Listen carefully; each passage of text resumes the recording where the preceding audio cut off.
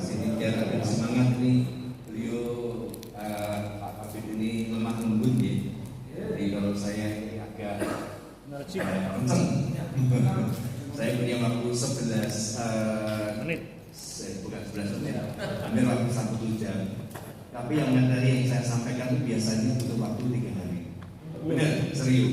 Jadi itu yang nanti akan ditanyakan, yang disebut dengan materi-materi yang akan diujikan kompetensi. Karena saya kebetulan juga asesor dan instruktur sekaligus. Tapi biar semangat semuanya berdiri dulu, HP-nya diletakkan dulu. Gitu.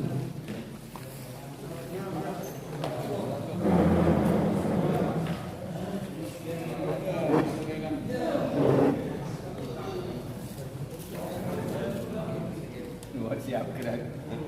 Ya. Nah, kita rileks dulu tangannya. Bismillahirrahmanirrahim ini ke sini ya. Coba. Salam Juleha. Bismillahirrahmanirrahim. Oke. Bentar. Kenapa? Bismillahirrahmanirrahim. Juleha. Bismillahirrahmanirrahim. Terima kasih. Bapak-bapak sekalian, para ustaz, para kiai, para santri yang pada hari ini kebetulan kita kumpul di sini untuk berbagi ilmu. Jadi sepertinya kalau menyembelih, hanya menyembelih saja itu mudah, tetapi bagaimana menyembelih yang benar, bagaimana menyembelih yang baik, bagaimana menyembelih yang memenuhi kriteria halalnya itu sendiri, ya enak ya. Ada yang lain?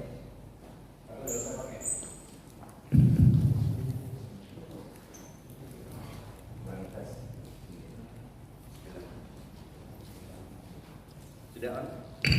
Ya, bismillah. Kayaknya enggak. Betul sah. Ya. Jadi sepertinya kalau menyembelih saja itu banyak caranya, banyak tekniknya. Tidak ada yang benar, tidak ada yang salah, tidak ada yang itu paling benar, itu yang paling salah, tidak begitu. Tetapi semua disesuaikan dengan keyakinan kita, postur kita, kondisi lapangan, kemudian sapinya seperti apa. Ngerti ya? Kemudian ayamnya juga seperti apa. Kalau selama ini ayam itu dipotong, dipegangin 2 orang. Nah, ada yang menyembelih dengan 1 orang, gitu. Ada yang menyembelih diinjak dan seterusnya dan seterusnya. Begitu pula pada kambing. Nah, yang paling penting semuanya sembelihan itu memenuhi kaidahnya. Kaidahnya itu simpel saja, sederhana saja adalah terpotong 3 saluran, mari pada gendang turun, kemudian membaca basmalah atau menyebut asma Allah, mengeluarkan darah sebanyak-banyaknya, menghadap ke kiblat, semuanya sunnah. Tapi kalau dilaksanakan itu berkorelasi secara baik dan positif di ininya, di hasilnya, dan itu sudah terbukti secara ilmiah. Demikian kira-kira. Nah, apa yang paling penting yang perlu dipahami sebelumnya adalah bagaimana kita menyediakan peralatan penyembelihan. Bapak-bapak sekalian sudah menerima apa? Baru 3 orang ya? Kenapa? Oh, boleh. Ya nanti insya Allah diaturnya semua. Gitu. Nah, saya tidak mengkritisi kalau sarung ini sebaiknya tidak dari kulit atau dari kayu. Karena apa? Ketika basah ini bisa jadi malah nyenyeng dan itunya jadi tidak bagus.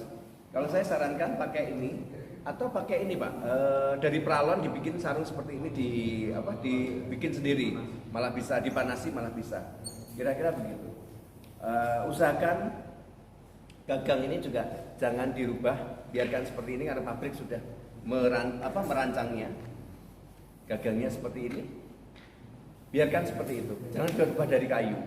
Jadi saya juga tidak menyarankan bergagang dari kayu. Meskipun gagang dari kayu kadang menemui harganya lebih mahal. Karena apa? Kita tahu bahwa darah itu najis ya. Apalagi darah dari sembelihan, dari pancaran sembelihan itu najis. Maka dari itu sebisa mungkin segera setelah menyembelih dibersihkan. Perlu kalau setelah darahnya hilang diberikan dengan sabun. Nah, apa yang terjadi ketika dia kena darah? Dia akan masuk ke dalam. Nah, ini ada yang maaf, ada yang praktisi sehari-hari motong ayam atau motong sapi atau motong kambing, mungkin ada? Iya. Apa Pak? Potong ayam. Ayam. Apa Pak? Sapi Pak, sapi kambing. Bapak telenannya pakai apa? Kayu. Telenan. Landesannya Kayu untuk asam potong biasanya. pakai kayu. Kayu asam biasanya, Pak. Bener kayu ya? Iya. Iya. Kalau pakai kayu, Bapak tahu kalau misalnya beberapa rami dipakai pasti bau nih. Itu artinya di dalamnya ada bakteri. Itu artinya berisiko terhadap kesehatan. Maka pada rumah potong yang sudah modern tidak boleh pakai kayu, termasuk gagangnya, bahannya dan sebagainya. Nah, apa sarannya ya? Pakai aja apa namanya? Telenan yang dari PVC itu apa namanya? Teflon itu bisa. Atau kalau memang sebenarnya kan apa tulang itu tidak dirancang dengan pisau. Mestinya dia dengan gergaji dan seterusnya. Ada gergaji yang model sudah diputar. Sebaiknya begitu. Tapi pelan-pelan ya Pak investasi. Saya cuma menyampaikan kayunya sebaiknya tidak dipakai. Terutama pisau yang gagang dari kayu. Baik, silakan. Yes. Jadi itu adalah peralatan yang paling penting bagi seorang juru sembelih halal. Terima kasih. Jadi ini modalnya kita nggak bisa nyembelih nggak tanpa kita punya pisau. Kira-kira begitu. Beberapa waktu lalu ada sedikit polemik orang yang beli kambing pakai cutter. Bisa nyembelih boleh. Maksudnya bisa dan itu tidak dilarang. Tetapi kira-kira dalam bahasa kita ma'ruf tidak. Kalau kotornya potong di tengah jalan kan malah menyiksa. Kira-kira begitu. Jadi menyembelih ya dengan pisau saja. Sebaiknya itu di antara komunitas julehai. Tapi ya sudah, kita tidak apa-apa. Semoga itu bisa menjadi yang terbaik. Berikutnya, apa-apa yang perlu dilakukan atau perlu dimiliki oleh seorang julehai adalah beberapa pisau. Pisau disesuaikan dengan ukuran panjangnya.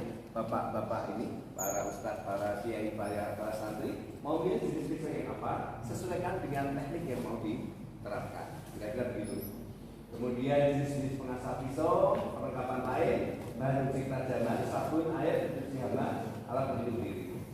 Ya. Kalau Bapak uji pisau itu tajam atau tidak, itu dari apa? Pakai apa Pak?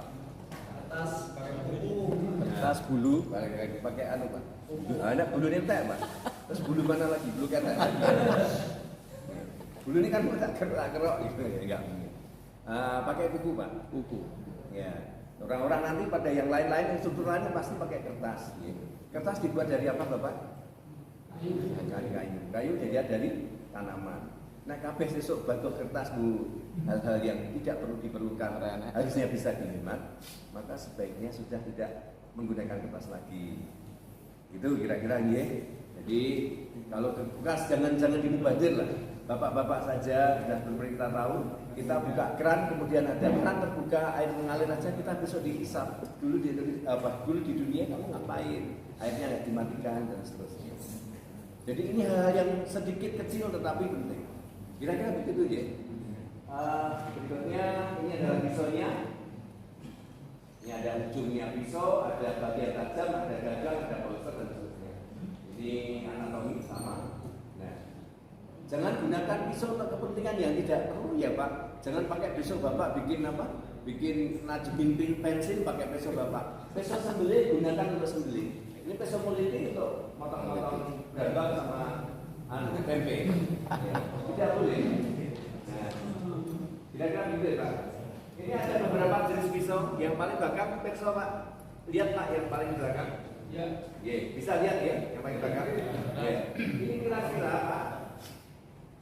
Ini jenis yang paling bagus untuk nyembelih yang mana Pak? Nomor 1, nomor 2, nomor 3. Nomor 3 itu lengkung dan miring ya Pak? Betul? Nomor 4 ini miringnya tidak sama. Nomor 5 itu lengkung dulu baru dikasih miring dikasih miring kecil atau disebut bevel. Ini bentuknya lengkung kayak pisau cukur itu ya. Ini lurus dan miring, ini miring dan miring, kemudian ada kecilnya ini, kemudian ini lengkung dan miring. Mana Pak? Untuk nyembelih saja. Nomor berapa? Ya, nomor 2, nomor 3. Oke, baik. Kalau Bapak nomor 2, itu peso-peso yang Bapak miliki. Jadi, nek diungkal, ungkalnya untuk leguk ke dalam. Betul nggih?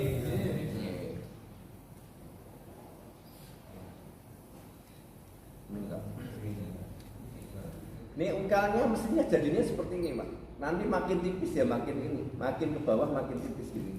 Jadi nanti bisa flat namanya. Kira-kira begitu. Nah, terus berikutnya adalah yang ini, Pak. Ini kombinasi. Pilihannya ini atau ini, Pak. Jadi besok-besok Bapak ini biasanya ada bagian ujung ada paling tajam. Kira-kira begitu. Ini ada paling ujungnya ini ada paling terang gitu. Itu bagian tajamnya, Pak. Ini peso-peso pabrik biasanya seperti itu. Tapi kalau peso-peso yang sudah diasah seperti peso saya bentuknya seperti ini, Pak. Jadi tidak ada matanya, langsung dari ujung ke sana menipis. Kira-kira begitu. Ini untuk menyembelih. Yang ujungnya tanpa ujung, Pak, langsung lurus. Tapi ini hati-hati, jangan sampai kena tulang. Biasanya Pak Mudin itu di kampung-kampung kita itu kalau nyembelih biasanya kan sudah terputus 3 saluran masih terus itu kena tulang. Ya udah biar nanti landepnya. Jadi harus dijaga ketajamannya. Iya betul. Nggih. Wah, pokoknya yang penting serem. Yang penting yang penting Mudin. Wah, kira-kira gitu. Dalam mati. Yang penting mati. Wah, enggak boleh begitu. Baik. Ora tangi meneh. Biasanya ini ada seperti ini awalnya. Jadi kalau tidak ada, kemudian ditajamkan seperti ini. Kira-kira begitu ya. Baik. Tadi kita lewati aja di bawah. Anda ini sudah tajam. Apanya? Gambarnya kita nggak jelas. Bapak-bapak, Ustadz, para kiai dan para santri, kalau misalnya file dari apa yang saya sampaikan, karena saya nggak mungkin cepat seperti ini, karena ini materi untuk biasanya 3 hari 4 hari pelatihan, gitu. Jadi ini satu materi ini 1 jam sampai 2 jam pelajaran, jadi 45 menit kali 2. Tapi saya harus ngomong cepat, tapi yang penting nyantel dulu, yang memori bapak ini sekalian. Kira-kira begitu. Panjang pisau itu minimal itu 1,5 kali ininya diameternya leher. Jadi kalau diameter rata-rata yang dipakai antara 31 sampai 36. Terlalu panjang juga merepotkan, terlalu pendek kalau tidak bisa juga merepotkan. Nanti kita tunjukin ya. Ini peso standar gini tajam. Ini peso karena sering dipakai, jadi karena saking tipisnya ujungnya Pak itu melihat ke tepi, maka ada yang dilakukan namanya steel sharpening. Jadi seperti ini, Mbak. Jadi dari atas ke sini, dari atas bawah ke bawah. Kira-kira begitu. Ya, ini kalau sudah diasah, sudah landep, terus kemudian mengalami problem seperti ini. Nah, atau seperti ini. Ini kan sudah tajamnya bego. Nah, ini nanti dikeperas lagi. Kalau ini masih bisa dengan tadi, Pak. Dengan tadi. Kalau ini perlu diasah lagi. Kalau diasah mulai dari sini. Kira-kira begitu. Ini Pak yang disebut bevel tadi, yang mengkilat atau mikro bevel yang paling ujungnya. Jadi pisau karena kena tulang. Jadi pisau itu tidak dirancang sebagus-bagus apa, semahal apa, sehebat apa. Pisau tidak dirancang untuk dibacokke. Bagi saya Pak, pisau itu kayak bojone Pak. Orang untuk disilih, orang untuk dijaluk, gitu. Tapi nek tuku pisaunya itu ora Pak. Pisau lho Pak. Pisau lho Pak. Aja meledak ini. Cocok. Bapak-bapak, para kiai, para ustaz, pisau itu kan ujungnya sangat kecil sekali dengan mikroskop mikron. Baru kelihatan ternyata di sini serat-serat banyak yang dirabul-dirabul ini pakai pada bagian ujung. Ini melengkung ke sana ya Pak ya. Ini namanya pisau tumpul. Pisau tumpul karena ini. Ataupun kalau kita paksakan di sini kan dia tidak permukaannya tidak lanjut, tidak akan bakalan bisa motong.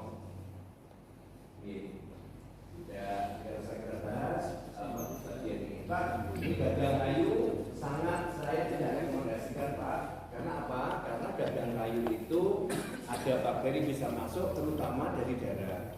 Darah itu kaya sekali bakteri. Bakteri yang paling banyak. Kenapa darah itu banyak harus dikeluarkan?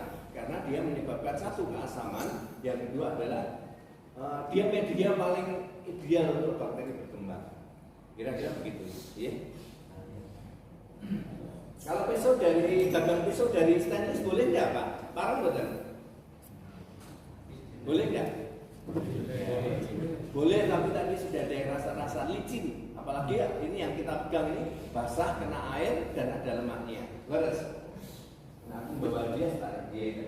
Oh, nanti sama panitia terjadi di kota merah. Nah, gagang plastik seperti yang saya punya ini ada, kemudian Vibro, Victorina lama itu gagangnya Vibro, yang satu yang sudah saya ada produk dari itu Satropin, sama seperti plastik juga, termasuk yang lain, tetapi dia lebih agak sedikit licin. Ya, sekarang bahan pisau Pak. Di kampung kita, bahannya dari PET, dari bantalan kereta api. Keren banget, hafal. Wah, ini dari chainsaw, wah ini sofa bearing, semua bahan bagus. Tapi kita pikir pisau itu jadi tajam, itu karena unsur karbonnya, jadi besinya. Pisau itu jadi kuat karena ada unsur bajanya. Toughness gitu, ada tajam harus kuat. Maka kita pilihan yang pertama adalah karbon steel. Namun ada namunnya. Itu kalau dipakai itu kalau tidak dilap kering, tidak diminyak, biasanya jadi korosi. Dulu waktu kecil saya sering beli pisau itu yang agak lentur gitu, ibu saya untuk kerajang-kerajang itu, ya landep. Tapi kalau tidak dirawat, pasti dia ngeyel.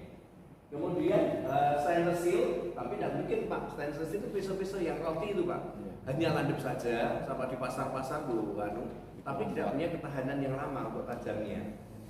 Kemudian high carbon stainless steel yang mau diatur ke bapak-bapak itu kayak begitu kira-kira. Larang loh Pak itu. Kalau beli orang saya ketak tubuh. Itu istri Pak. Itu harganya sampai 1 juta ya. Itu istri Pak, tidak dijual Pak. Ya, kemarin. Kata jenengan istri kayak istri. Oh, pun saja. Wes 600 sama.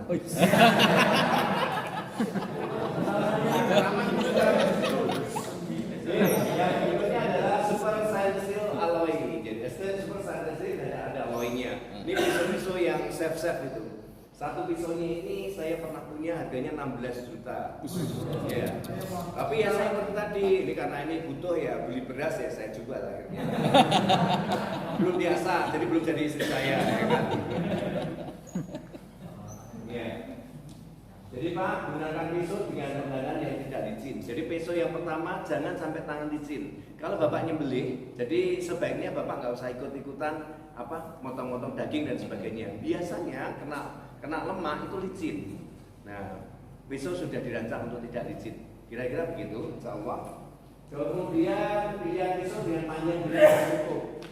Kalau ini berapa panjang ini Pak? 26. Berapa inch? 26 cm. 26 cm. Kurang. 20. Ya kurang sih. Kurang. Wah ini ada kemunduran. Kemarin 36. Ya betul. Nah, kemarin 36 ya. Titip Basnasar Bentai. Kemarin 36, nak 36 apa 30 oke. Kalau ini untuk ayam, kambing masih oke. Tapi untuk sapi butuh teknik.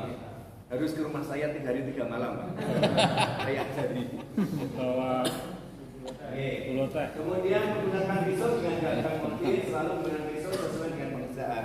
Jadi pisau yang seperti ini Pak, jangan untuk motong tulang, jangan untuk motong daging, karena nanti cepat ketuling. Jadi kalau untuk motong saja. Nah kalau yang untuk daging, bodi dan sebagainya tadi miring, kemudian ada bevelnya, mikro bevelnya. Kira-kira begitu. Jangan pisau yang bahaya tuh pisau atau tumpul atau tajam Pak? Tajam. Tumpul. Pisau tajam itu jadi bahaya. Nah, gue begal Pak. Nah, pisau untuk kerja itu bahaya yang tumpul. Karena butuh tenaga yang besar, terus rawan meleset kena kiri, kena kanan atau kena diri sendiri. Saya sudah punya pengalaman beberapa kali. Kasusnya teman saya. Jadi di Australia juga bagus di sini, di Abilowo sini juga teman saya kena, di Bogor juga teman saya kena di Salatiga. Jadi hati-hati dengan pisau. Makanya untuk nyembelih nanti, nanti tolong dipraktekkan tekniknya seperti apa. Kira-kira mau nyembelih begini nanti kita praktek ya. Berikutnya, pastikan sayatan melintang. Jadi sayatan arahnya ke sana Pak, sini ke sini, jangan ke sini. Bener, loh. Nanti kalau teknik sembelih yang tarik itu kan mengarah ke kita. Jadi ada tekniknya, ada kombinasinya. Kemudian kadang-kadang ada yang pernah melihat teknik dorong enggak Pak? Ya. Ada. Teknik dorongnya gimana Pak? Oh itu teknik dorong betul. Nah itu sebaiknya tangan kirinya pakai sarung tangan yang apa? Yang keset, yang apa namanya? Yang anti gores tetapi tidak meleset. Satunya yang ini. Kalau ini masih bisa meleset di atasnya. Ya, nanti kalau praktek. Oke, baik. Nah, ini jenis peso yang biasa dipakai, Pak. Ini jenis peso Brunus, ini jenis peso kayaknya punya Bapak ini, tapi ini yang murah, Bapak yang mahal gitu. Ini peso Franking juga, Brunus juga. Ini juga Brunus juga. Ini peso Beauty juga. Ini ada apa namanya? Ada Brunus, ada Pirate juga, ada Beauty juga. Ya, ini yang biasa dipakai. Ada biru, ada hitam, ada hijau. Ini ada beda-bedanya. Kalau misalnya di satu pabrik ada bikin air mentah, masakan ya. Ada yang sudah daging mentah, daging matang.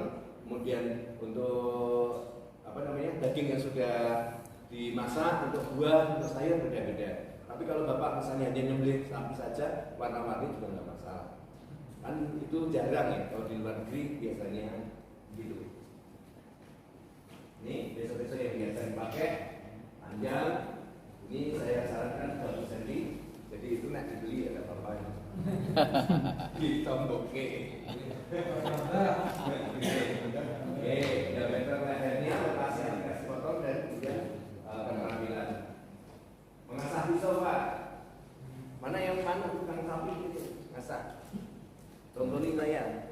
Nek ngasah piye? Sini Mas. Enggak di sini ya.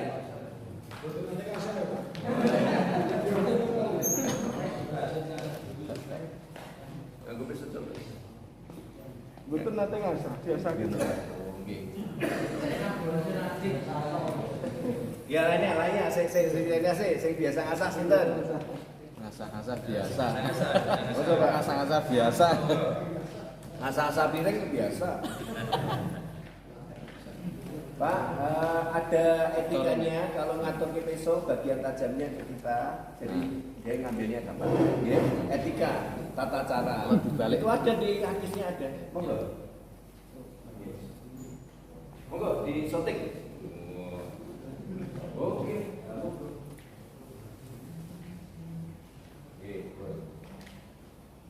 Arah.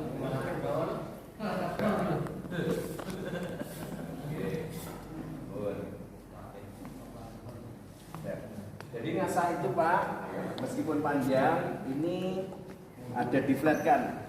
Ini karena membentuk untuk motong, itu posisinya begini. Ya, tempelkan. Ini nempel dari atas dibawa ke bawah. Iya. Iya. Jadi habisnya ini rata. Di video aja nanti di share di grup, ya. Dari sini ke sini. Iya. Nah, gitu nggih, Pun. Iku malah dorine. Kita Lo Mergu, Pak. SD, SMP, SMA. Tadi sepintas mengasah pisau. Tadi ujinya pakai tangan. Oke. Kudus kebun loh Pak. Boleh ya? Nggih. Kebu itu tidak bisa direstrin ngangge tali, tidak bisa, bukan peruntukannya, biasa mawon. Niki nggih. Ini kita dorong dari tepi agak miring nggih. Agak miring ini bukan lurus ke sana. Karena dia sudah geger, jadi tidak licin, berarti dia sudah tajam. Oh, iya. Nah, ini agak miring kan ini licin ya. Nah, ini kan enggak ini. Nah, berarti yang ujung belum tajam nih. Geser ya. Nah, kemudian berikutnya ambil dari sini. Ya. Ini tetap geget, jadi ada bekasnya gitu. Nah, saya buatan landep kan grek ngaten iki berarti belum tajam. Kira-kira begitu. Ini dia. Nggih. Dilanjutkan.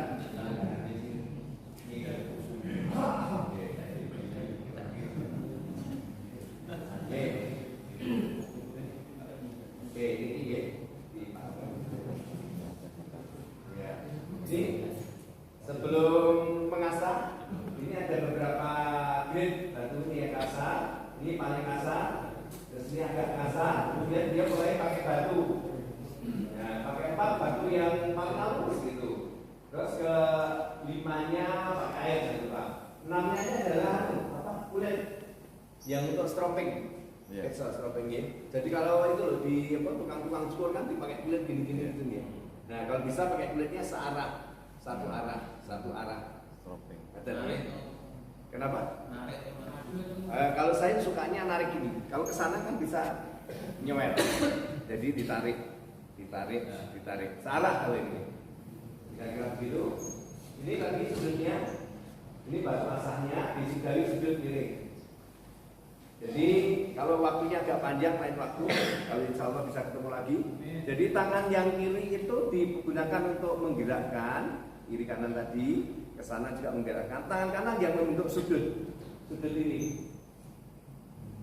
Karena ini kalau ini kan bentuk bikin bevel berarti ya, kalau ini kalau tadi flat berarti bentuk untuk peso sembeli. Ya, dan peso kuliti ya. Jadi mata peso dari ujung ke pangkal langsung menempel di batu. Jadi dari sini ke sini atau dari sini ke sini kalau saya. Baik, ini batu asah tadi. Nah, kalau batu asahnya kasar, maka kan bentuk ini ujungnya ada bulunya tadi. Apa nyuber gitu. Maut apa? Berani. Nah, ini kalau bulu itu tampaknya ini, jadi dia tidak tajam. Nah, kalau sudah dengan batu yang lebih halus, dia seperti ini. Kira-kira begitu. Ya, kalau ada juga yang pakai apa gerinda putar gitu, pokoknya orang dia bagus sih, tapi kalau saya lebih suka asah manual.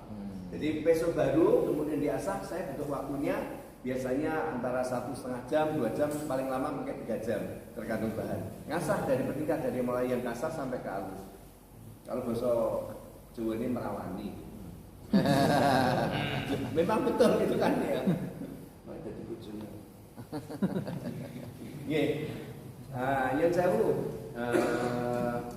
sudah cara mengasah sudah. Baik, nanti kita teruskan dulu. Ya, ini alat-alat asah yang lain. Kayaknya itu lagi. Setelah biasa dicuci ya. Diasah, dicuci. Itu asahnya tadi mana? Baik, ini kalau tadi yang nempel ini batu asahnya.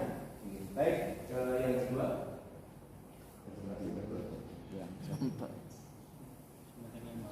Nanti prakteknya mungkin bisa diajari dengan yang lain.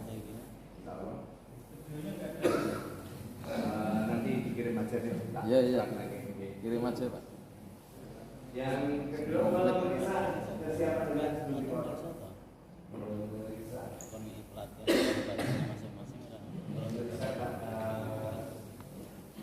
Menetapkan melakukan pemeriksaan fisik.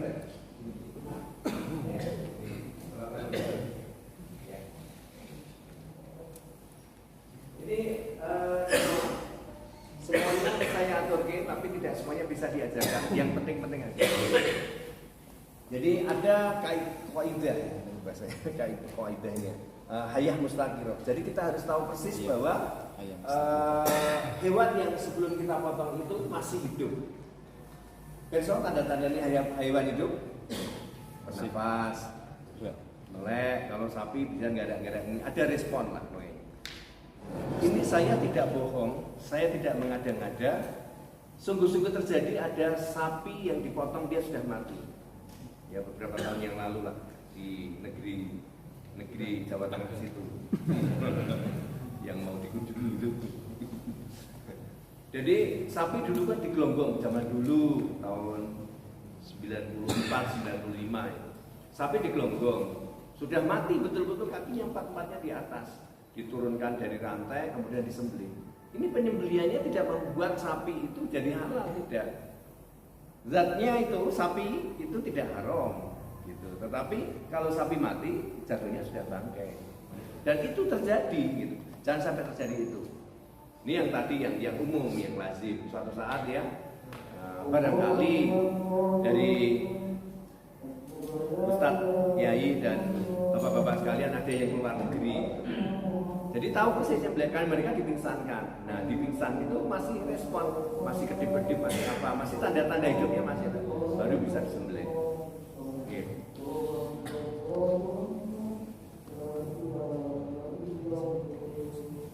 Qadarullah, ada salah satu murid saya, murid saya Juleha sekarang menyembelih di Kanada. Dia waktu kenal pertama kali dengan saya, nyembelih ayam aja belum pernah. Nyembelih ayam belajar belum pernah. Nah pada saat itu belajar dengan saya kemana seperti ngajar sini ikut. Nah sekarang dia sehari sudah motong antara 100 sampai 150 sendirian sapi. 100 sampai 150 ekor ya. Bukan ekornya saja tapi ada.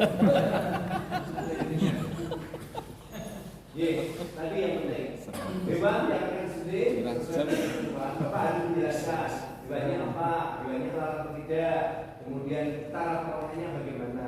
Karena mungkin sapi itu halal, itu nyolong, kita tahu nyolong, nggak boleh juga. Hewan yang akan disembelih kan. Terus tadi ada sapi yang dia mau disembelih sakit, harus diberikan dengan SKKH. Pak dokter itu akan menjelaskan ya. Kalau saya mandi. Hewan yang akan disembelih ditetapkan sesuai dengan urutan prioritas. Jadi kalau ada hewan banyak itu, hewan yang beringas itu duluan atau belakangan? Negala. Boleh duluan atau kalau belakangan dia ditaruh di jauh. Hewan yang lemah duluan atau belakangan? Duluan juga. Gitu. Kira-kira begitu. Terus tanda-tanda hewan hidup tadi sudah perbedaan hewan hidup dan mati yang bisa menjelaskan ya. Kalau mati gimana, hidup bagaimana, tadi yang sudah bisa jelaskan, bergerak, respon dan sebagainya.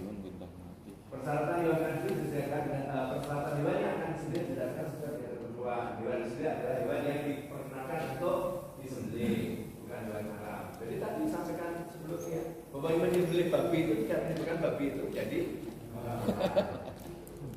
hewan dalam keadaan hidup ketika dia ada hidupnya.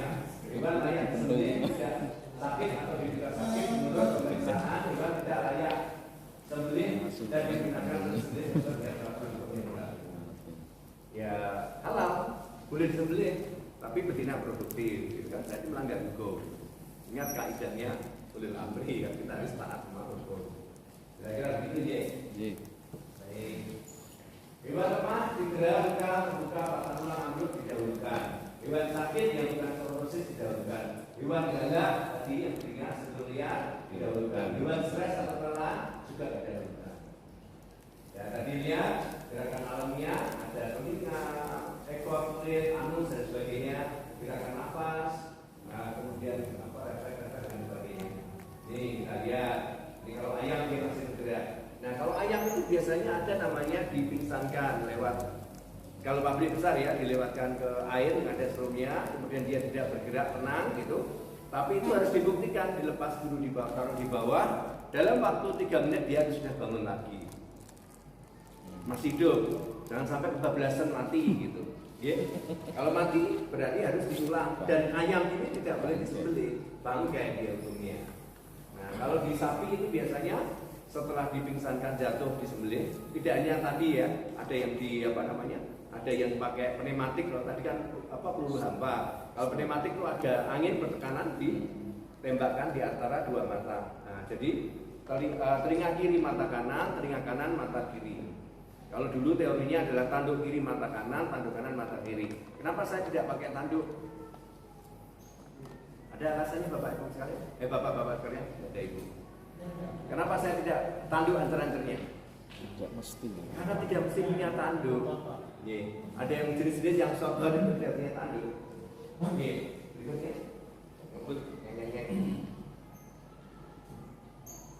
Berikutnya menyiapkan, menetapkan kesiapan hewan. Nah, terus nanti menurut juga ini. Jadi hewan itu apalagi kalau dikorban, jangan sampai siap untuk disembelih kalau bapak-bapak sebagai juru sembelih salah belum siap. Jadi harus ditaleni, gara-gara Pak itu sembelihannya bagus, Pak itu muter dari masjid sana, tekanan padahal harus dibondo dari tadi. Ya ini namanya menyiksa, tidak boleh ya.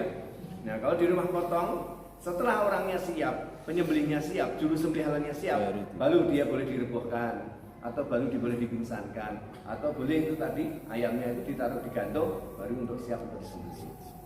Jangan pernah merobohkan atau merestrain atau memingsankan sebelum juru sembelihnya halal. Ya. Ini kan wong mulya. Sepuro ngantuk.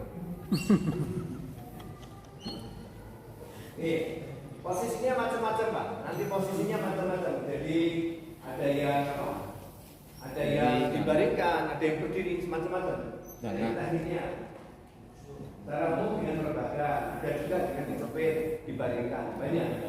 Nah ini yang disepit dibaringkan. Ini disebut gerakan, ini yang disembelih sambil berdiri. Ini disembelih dikurki sambil diangkat kakinya. Ini diangkat kakinya di atas baru disembelih. Jadi tidak seperti yang kita lihat di itu.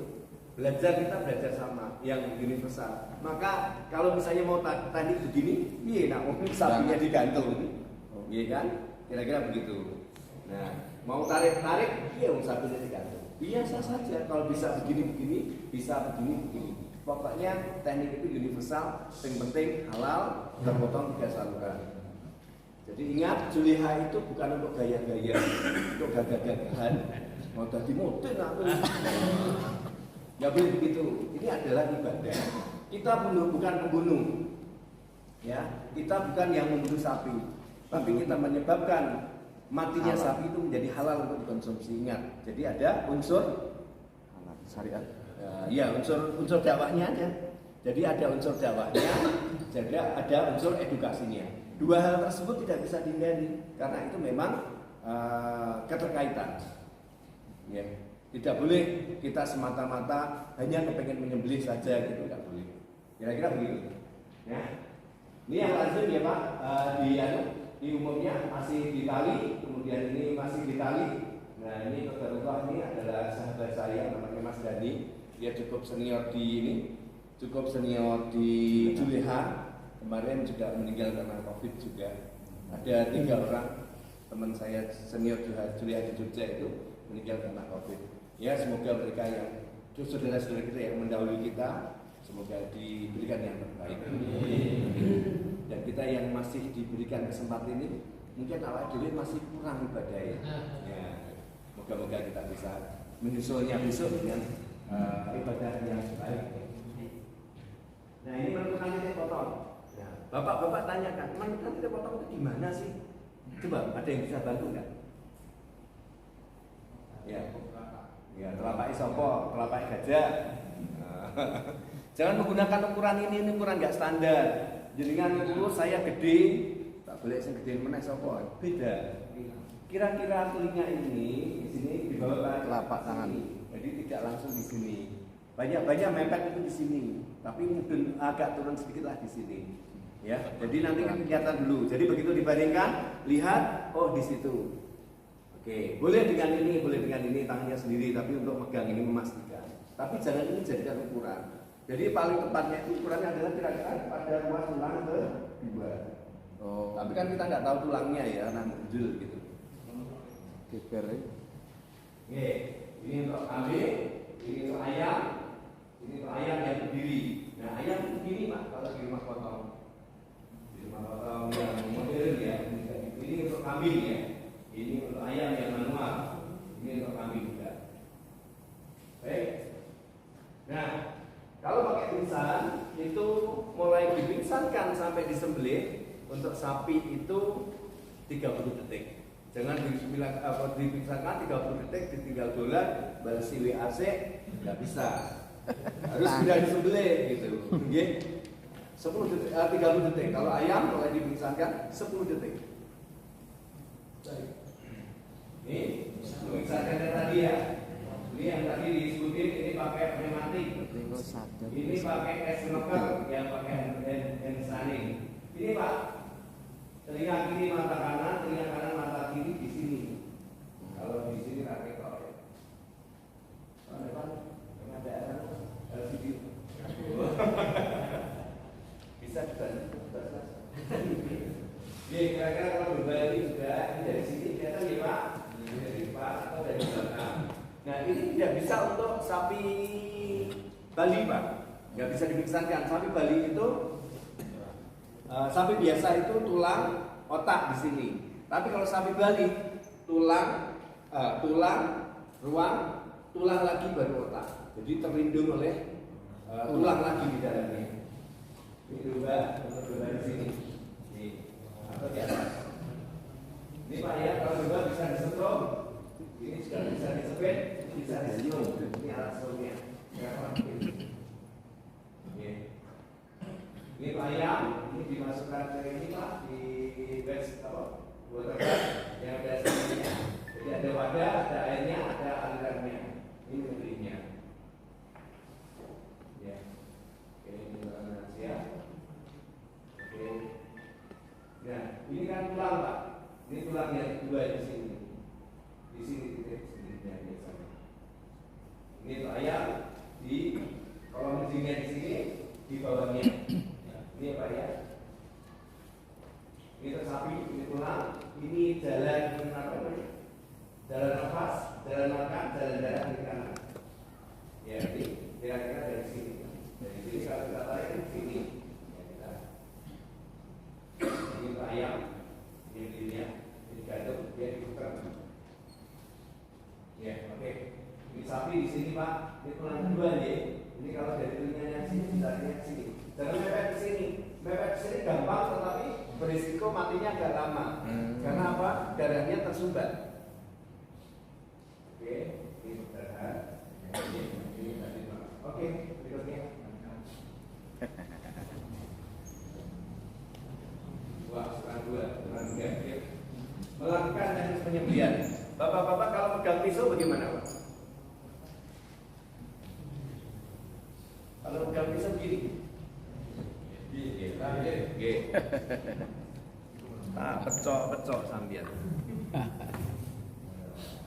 Kalau saya megang pisaunya, ini bisa nggak apa-apa gitu. Boleh. Tetapi ini yang paling kuat di sini Pak, badannya besar Pak. Sini Pak, maju Pak ini kita gede. Monggo ke dalam. Monggo. Siap dulu.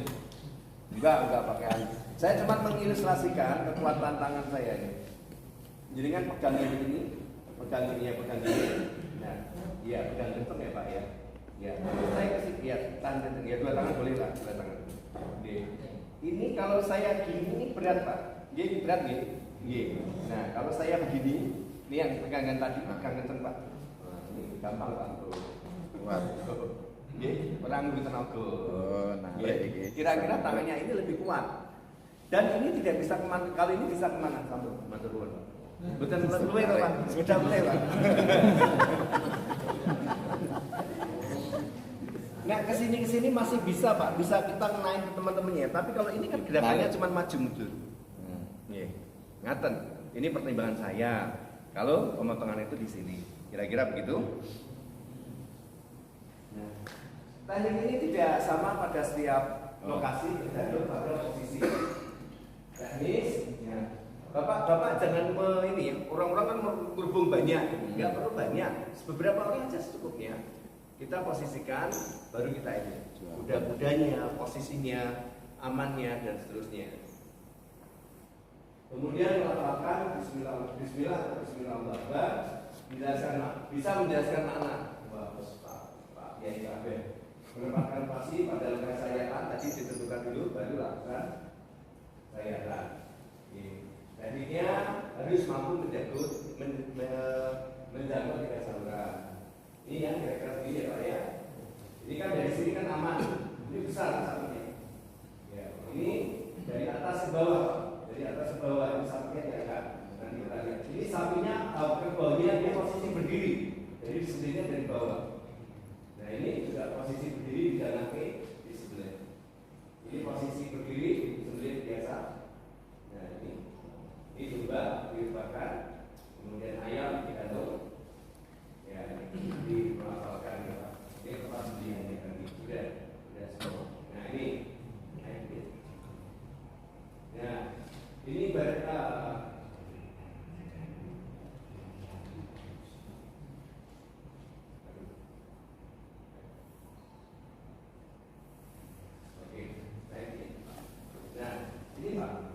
ini tadi yang saya ceritakan dorong, ini teknik tarik.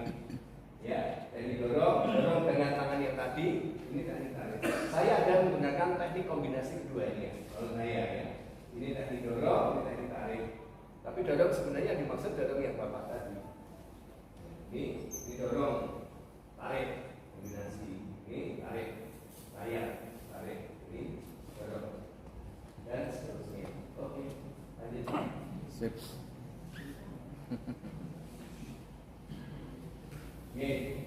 Bapak-bapak, setelah Bapak nyembelih itu, maksudnya di sini kita sembelih di sini ya. Selesai, itu Bapak jangan pergi dulu. Lihat dulu, sudah mancar semuanya, sudah potong semua, tapi ininya nempel di leher. Jadi tempel kayak gitu. Misalnya ini ya, ini lehernya di sini ya Pak ya. Saya sembelih gini ya. Bawah kuping. Ya, enggak, ini kan hadapnya ke sana. Tapi tidak harus ke sana ya Pak. Nah, misalnya dia rebah ke sana ya enggak apa-apa. Kanan. Nggih, kanan. Ya enggak apa-apa. Jadi enggak masalah, yang penting Iya. kita rebahkan ke kiblat. Nah, ini biasanya saya ambil ini terus saya letakkan di sini. Saya periksa dulu, sudah selesai, saya mundur. Jadi ini disembelih begini, ini kepalanya di sini disembelih. Sudah selesai, lihat, saya baru mundur. Baru saya cuci. Tapi kalau misalnya masih ada, ini kan masih nempel di leher, langsung teruskan. dilakukan koreksi. Kira-kira begitu Pak. Jadi jangan apa? Jangan potong-potong, jadi dipotong. Seret. Wah, saya tak telepon saya yo. Kampung. Nggak boleh itu. Harus dalam sekali tindakan. Sekali tindakan itu tidak harus satu tarik, dua tarik nggak apa-apa. Selesainya. Tapi jangan sampai lebih dari 10 detik. Nah, 10 detik kesuwen Pak. Iya, ku jenenge graji. Nggih, kesuwen. Kira-kira begitu.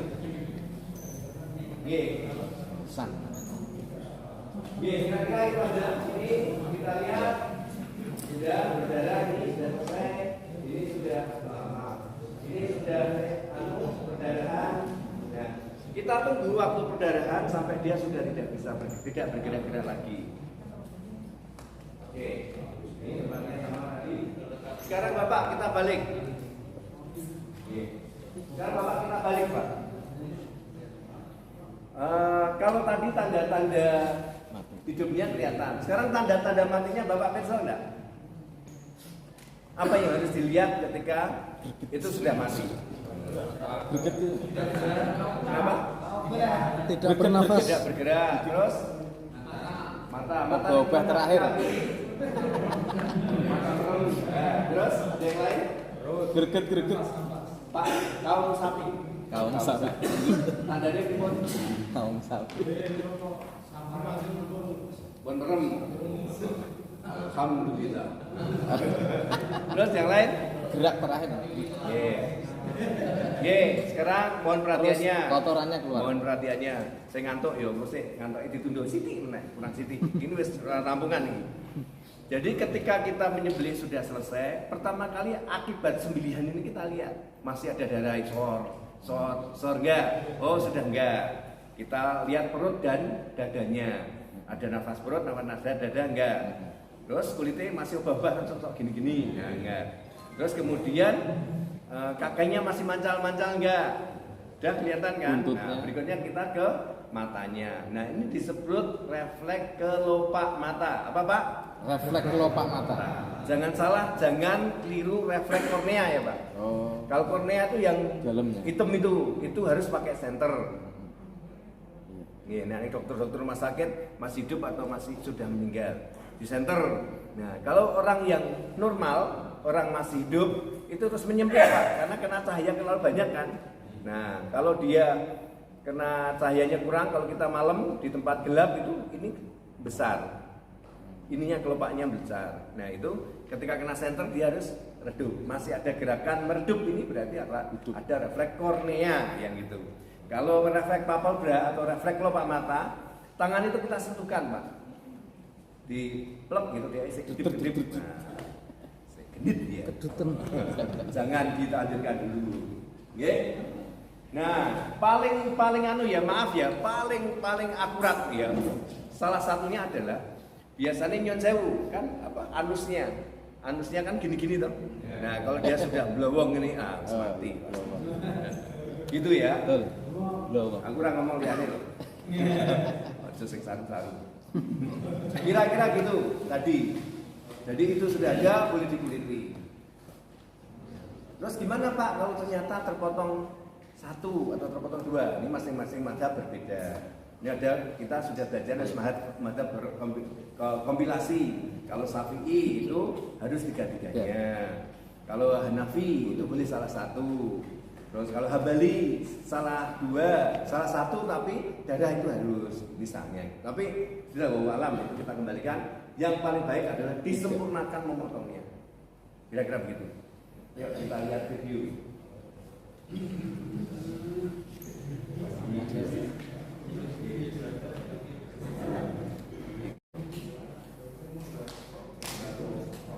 Oke, ya.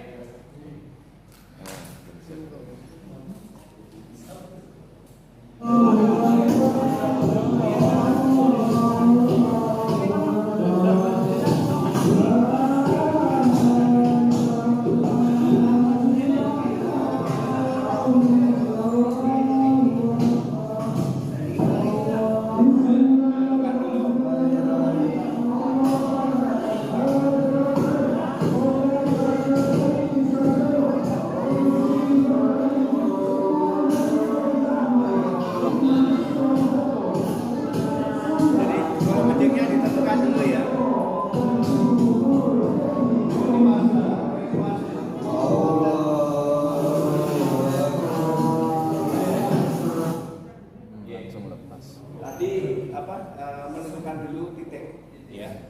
Ini teknik yang pertama yang banyak lazim. Saya kan harus nentuin banyak. Nah, ini teknik yang lazim paling umum. Berikutnya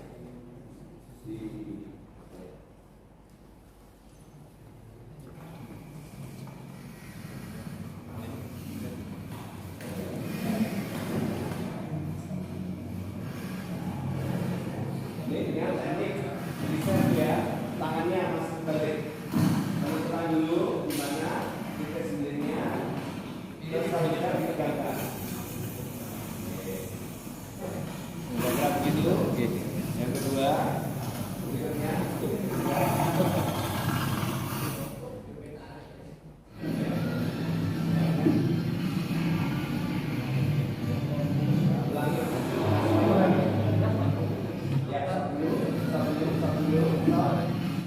Mundur ya, mundur. Tarik. Nah, oke mundur lagi karena cepet banget. Oke, nah posisikan, stop. Nah, lihat ekspresi, ya. Kan nggak marah, nggak ngapa gitu kan, santai gitu kan. Ini ya pak pekerjaan ibadah, jadi nggak perlu berurusan, nggak perlu Panik itu. enggak, santai saja. Bismillah kita beribadah. Terus kemudian posisi kakinya karena dia di bawah, posisi kaki kita duduk aja. Terus kemudian baru nyembelih.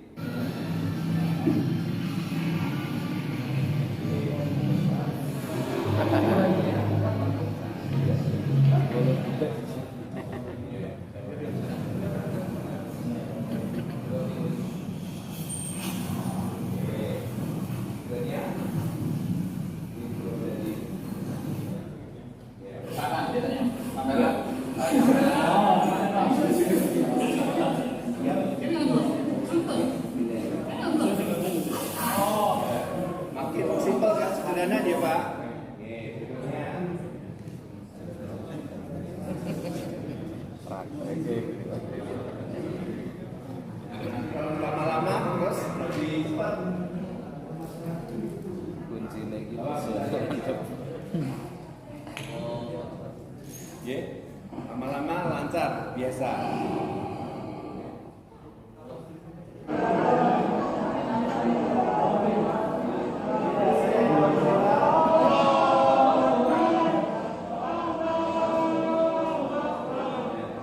Saya yang bercerita yang terakhir ini, sapinya itu beratnya 1,3 ton. Nah, itu dia tuh sempat ini, lehernya begini. Jadi pastikan lehernya itu membentang.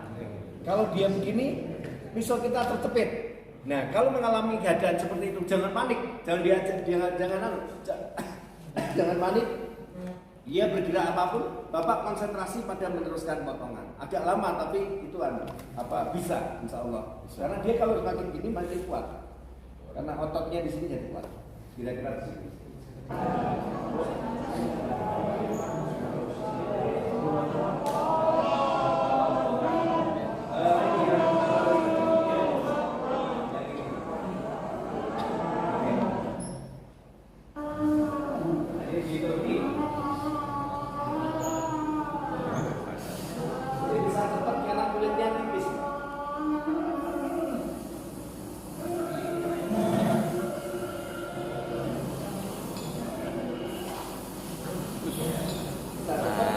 Ya, samakan tekniknya, maju mundur gitu aja.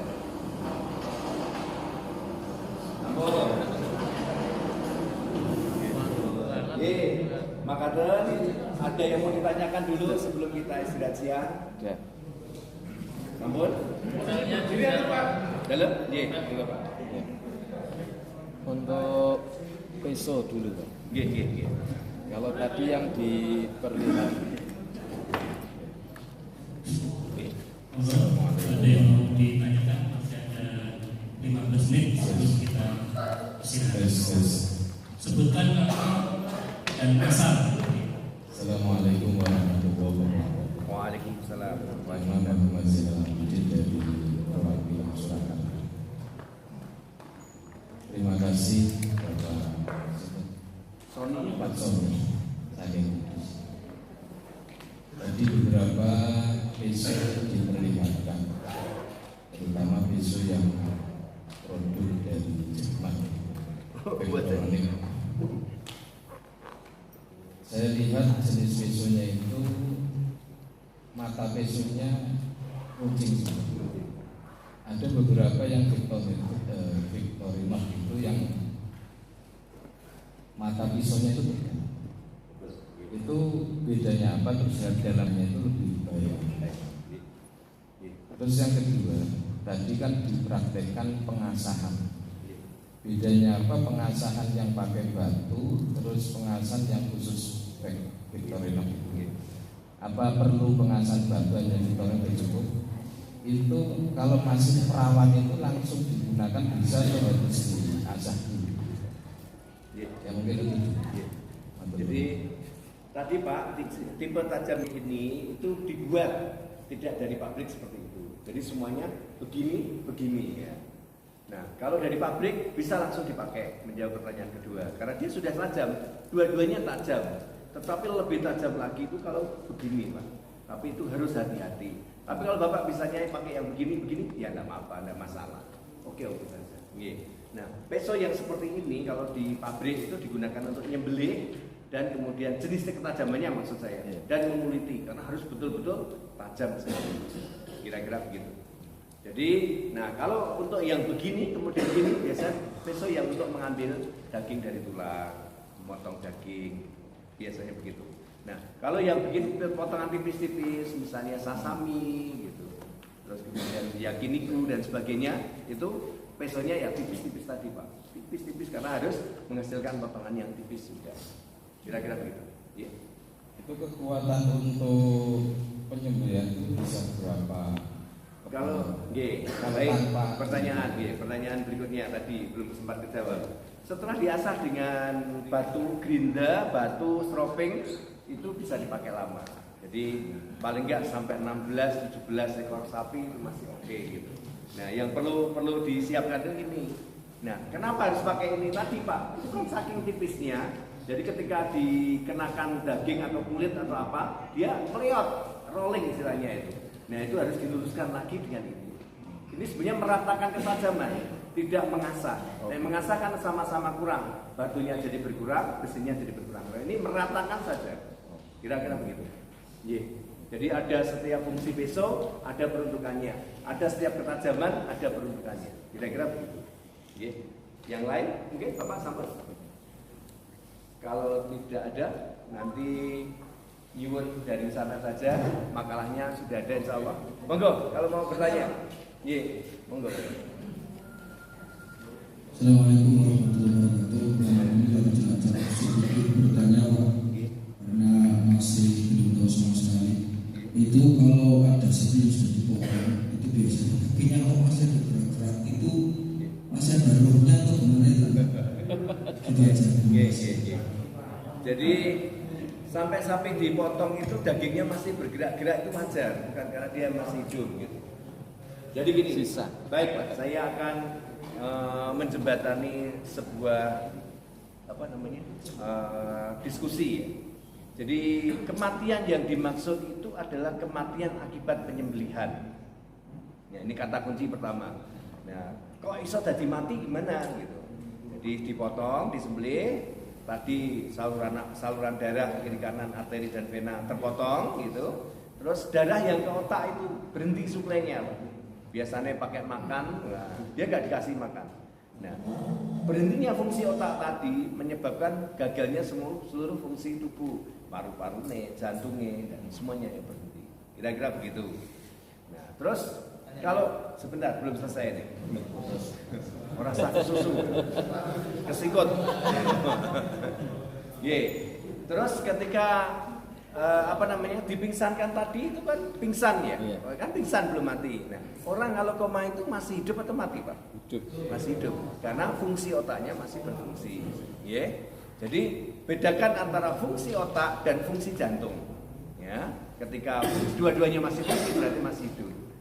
Ketika fungsi otak sudah berhenti, kemudian fungsi jantung berhenti, maka dia akan disebut mati.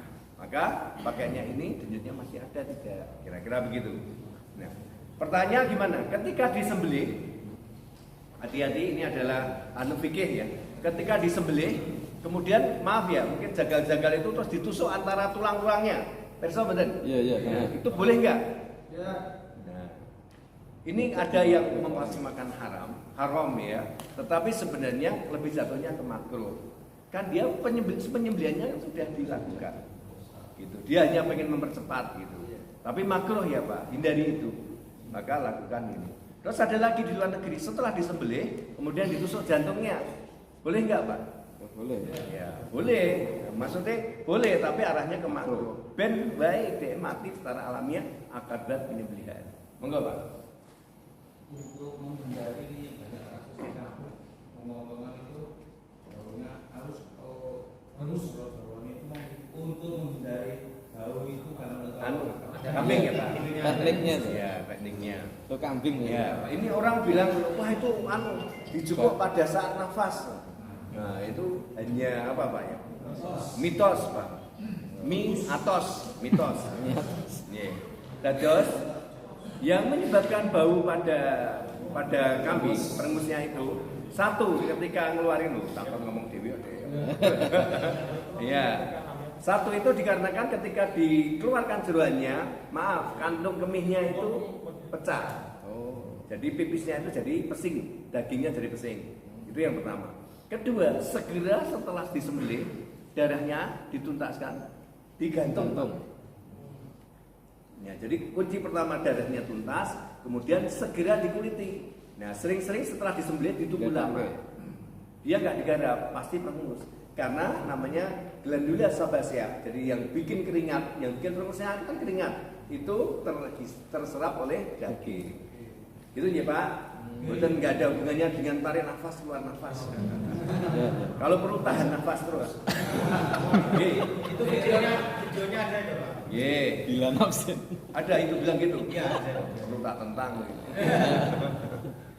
Kebanyakan gitu. Jangan Pak. Islam itu adalah agama yang sangat logis. Ketika itu menyangkut pengetahuan, tapi kalau menyangkut kegaiban, Allah itu beda.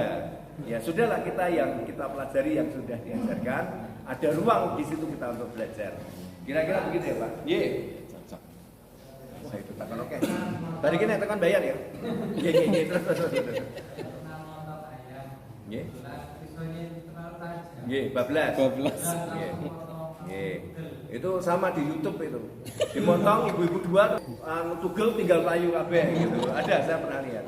Itu sama ya. Niat kita adanya motong saja, tapi tidak sampai motong kepala. Jadi tetap halal, insya Allah bahwa alam bisawab ya.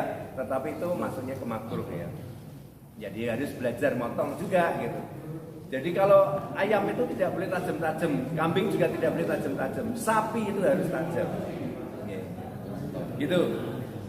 Sambut. Kalau yang berdiri lagi tuh Pak. Halo? Berdiri lagi. Nah, kalau berdiri lagi tadi ceritanya, motongnya itu ke atas, terlalu ke atas.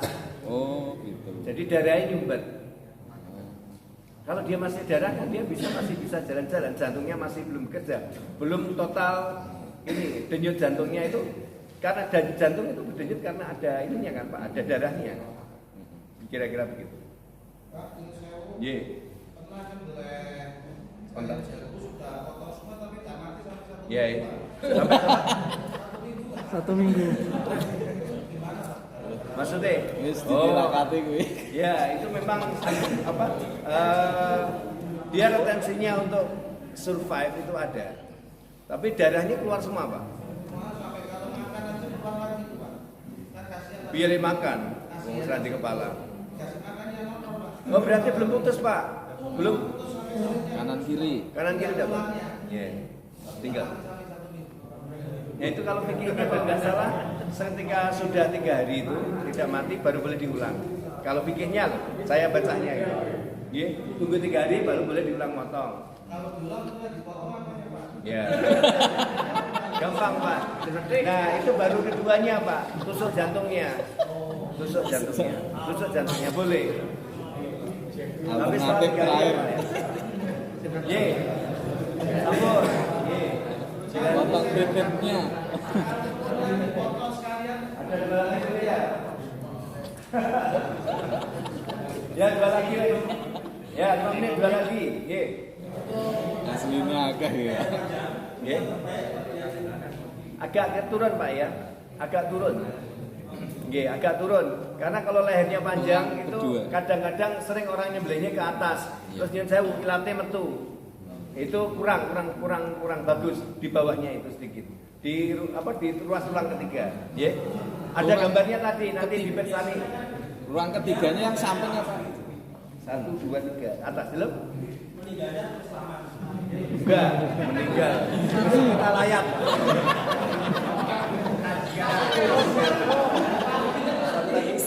tadi 1 lagi tadi belakang Set agak ya masuk. Iya boleh Apa-apa. boleh dari depan kan di depan terus ditarik kan ye terus begitu dilubangin hanya masuk baru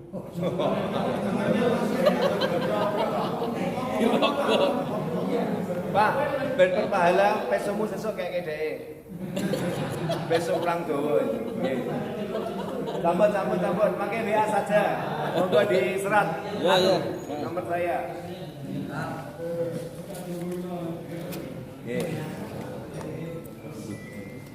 Kalau Sony Handoko, dokter hewan. Dokter hewan. 0812 Dep. 0812 269 269 7091 0812 269 7091 Handoko Dokter hewan. Saya tinggalnya di Jogja. Jogja. Kalau di Juleha Saya pembina di Juleha. Tapi lebih banyak ke sebenarnya ini kan baru pengetahuan pertama ya. Saya berharap besok dilanjutkan dengan pengetahuan untuk apa namanya butchering, jadi nguliti yang baik gimana, keluarin jeruan gimana, matang daging gimana, diusulkan sama Pak Bab. Anggaran Ben berikutnya. tuku sapi siji, dinggo belajar bersama, bareng sah, sisanya gue balik. Ayo Ran. Terima kasih.